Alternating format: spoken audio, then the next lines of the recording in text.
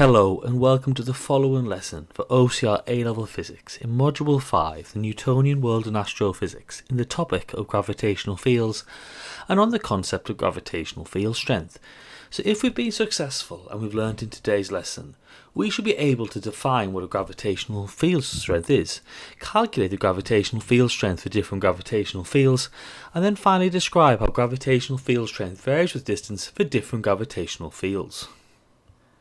So we're going to be looking at the following part of the OCR A-Level Physics specification, which is Newton's laws of gravitation. Now we have considered the physics behind the gravitational field. We have also considered the force exerted on massive objects placed inside the field. Now this is calculated with Newton's law of gravitation. However, this value is dependent on the objects in the field. We need to also consider the effect of the gravitational field independent of the objects placed inside of it, and this is the gravitational field strength. Now, gravitational field strength can be shown on the gravitational field diagrams as the density of the gravitational field lines. Gravitational field strength is the force per unit mass experienced at a position in the field. Now, for radial fields, the gravitational field strength changes at different places of a radial field, whilst for uniform fields, the gravitational field strength is the same everywhere in a uniform field. Now, gravitational field strength is a vector quantity, and we say gravitational field strength is measured for a small test mass placed in a gravitational field. Now, the test mass must be small, otherwise it might pull so much on the other object that it changes its position and alters the field. Now, as gravitational field strength is a vector quantity, it always points towards the centre of the object producing the gravitational field. This is shown as the field lines have arrows on them pointing in the direction a mass would move. Now, our units of gravitational field strength are newtons per kilogram. Now, in a uniform field, as we assume the density of the field lines to be constant, we can assume the gravitational field strength to be constant. And this is what we assume at the surface of the Earth, as shown in the following diagram. Now, even at the top of the tallest mountain, the increase in the distance from the centre of mass of the Earth is negligible. So this allows us to use the standard equation to calculate the gravitational field strength, which is G is equal to F over m, where F is the gravitational force experienced by an object in the field. M is the mass of the object experiencing the gravitational force. Now this is the general equation for gravitational field strength of any field. So here's an example question. An 80 kilogram astronaut feels a force of 130 newtons due to the gravity on the moon. What is the value of G on the moon? So the first step is to write out the equation, G equals F over m. The second step is to place the values into the equation, G equals 130 over 80. Our final step, step 3, is to calculate the values. G equals 1.625 newtons per kilogram.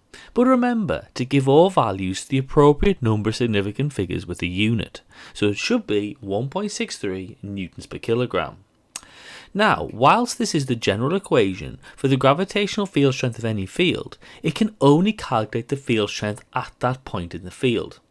Now, in addition, the equation indicates that G is a force divided by a mass, so it can also be considered an acceleration, as this is a force divided by a mass also.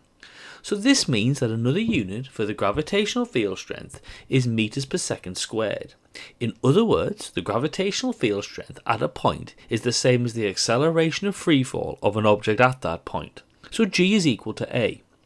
Now, an object that falls freely is unsupported. Although the object in this situation is normally described as being weightless, it's better described as unsupported because it's acted upon by the force of gravity alone.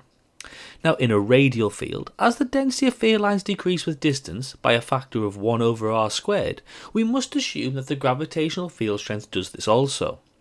We cannot assume that the gravitational field strength stays constant when you move great distances from or to a massive body. Now, this is reflected in the equation for the gravitational field strength of radial fields.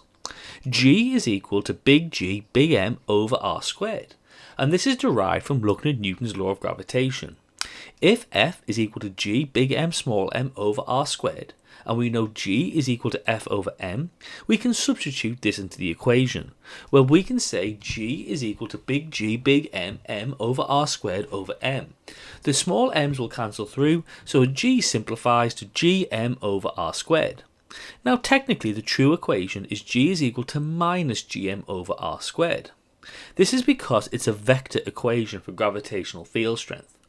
All attractive field quantities are given a minus quantity as you need to place energy into it to remove the object from the field. Now it's easier to work out the magnitude of the gravitational field strength and state it acts towards the centre of mass of the system. So, from our equation, we can see that for a radial field, the gravitational field strength at a point is firstly directly proportional to the mass of the object creating the gravitational field, but it's also inversely proportional to the square of the distance from the centre of mass of the object. This means that when the distance is 2r, the new gravitational field strength is 1 over 4. This means that when the distance is 3r, the new gravitational field strength is g over 9. And this means that when the distance is 4r, the new gravitational field strength is g over 16. So here's another example question. The mass of the Earth is 5.98 times 10 to the 24 kilograms, and its radius is 6.37 times 10 to the 6 meters. Find the value of g at the surface of the Earth. Well, the first step is to write out the equation g equals big G big M over r squared. We place our values in, so g is equal to 6.7 times 10 to the minus 11 times by 5.98 times 10 to the 24 over 6.37 times 10 to the 6 squared. This will calculate out to be g to be 9.8298, but we always give our values to the appropriate number of significant figures in units. So g is equal to 9.83 newtons per kilogram. So to clarify, g equals big G, big M over r squared, where g is the universal gravitational constant, m is the mass of the object creating the gravitational field, and r is the separation between the object in the field and the object making the field. Now the value of g at the surface of the Earth is 9.81 newtons per kilogram. This will decrease as you move off the surface of the Earth by a factor of r squared. And this is another example of the inverse square law in physics.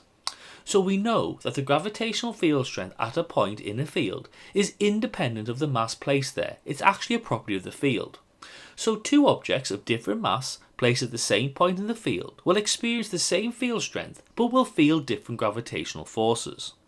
So here is a gravitational field strength and separation graph for a planet like the Earth. If you were to tunnel through the Earth towards the core, the gravitational field strength would decrease linearly until it reached zero when you're at the centre. Essentially, you would hover in the centre of the Earth if you reached it and it was hollow.